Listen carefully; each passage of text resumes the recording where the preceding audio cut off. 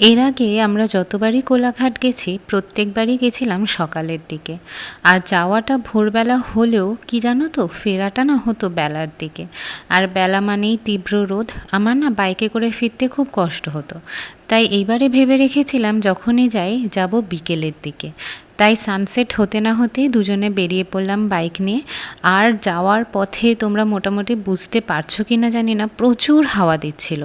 আর আমি লং রাইডে বেরোবো, রাস্তার কিছু ভিডিও ক্লিপ নেব না তা কখনোই হয় না। তাই কিছু ক্লিপ নিতে নিতে আমরা এগোলাম। আর আমি না কিছুটা যাওয়ার পরেই টায়ার্ড হয়ে যেতে ভাবলাম একটু ওর ঘাড়ে হেলান দিয়ে রেস্ট নিয়ে নিই, এবং সেইভাবেই আমরা পৌঁছে গেলাম Dhulagarh. Dhulagarh toll plaza cross করার পরই দুজনের মনে হলো একটু চায়ের প্রয়োজন। যেহেতু বিকেলের সময় এবং আমরা অনেকটাই রাইড করে এসেছি, তাই চায়ের ক্রেভিংটা প্রচণ্ড রকমভাবে হচ্ছিল। তাই ও ফুলেশ্বরের কিছুটা আগে একটা ধাবায় দাঁড়ালো, আর আমরা ওখান থেকে একটা করে বিস্কিট এবং 1 কাপ করে চা খেলাম। আর চা খেতে খেতে সামনের ভিউটা এতটাই এনজয় করছিলাম, ভাবলাম তোমাদের সাথেও শেয়ার করি।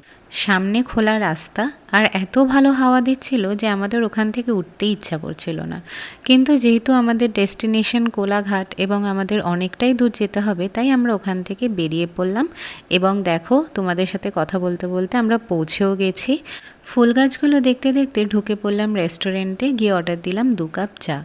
কিছুক্ষণ ওয়েট করার পর আমরা অর্ডার দিলাম 1 প্লেট এগ চাউমিন। 1 প্লেটই অর্ডার দিয়েছিলাম, কারণ যেহেতু একদম সন্ধ্যের সময় আমরা কেউই বেশি খেতে পারতাম না। কিন্তু জানো তো, যা হয় বাঙালির মন, ভাবলাম এত দূর গিয়ে শুধু 1 প্লেট চাউমিন খেয়ে ফেরত আসবো, তাই একটা আলুর পরোটা অর্ডার দিলাম। আর দেখো, বেরানোর সময় আমার সব থেকে ফেভারিট জিনিস মৌরি আর মিছরি নিয়ে বেরোলাম। আমাদের ওখান থেকে বেরোতে বেরোতে প্রায় 6:30 বেজে গেছিলো। আর তোমাদের রেফারেন্সের জন্যে আমি ছোট্ট করে একটা ক্লিপ শেয়ার করে দিলাম এই রেস্টুরেন্টটার, একদম শেরে পাঞ্জাবের অপোজিটে। আর কি জানো তো, কোলাঘাটে যতই ফ্যান্সি রেস্টুরেন্ট খুলে যাক না কেন, এখনও অবধি এই অথেন্টিক রেস্টুরেন্টগুলোর এসেন্সটাই কিন্তু আলাদা। আর আমরা আবারও রাস্তাটা এনজয় করতে করতে পৌঁছে গেলাম রানীহাটে।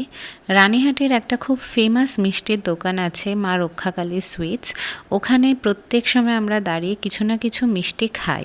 আর তোমরা নিশ্চয়ই এই রাস্তাটা দেখে চিনতে পারছো, আমরা পৌঁছে গেছিলাম সলভ বাজার। তখন ঘড়িতে প্রায় 7:45। আর কিছুক্ষণের মধ্যেই আমরা বাড়ি ঢুকে যাব। তাই আজকের এই ব্লগটা এত দূর অবধি। তোমাদের সাথে দেখা হবে নেক্সট আরেকটা ব্লগে। Till then, by.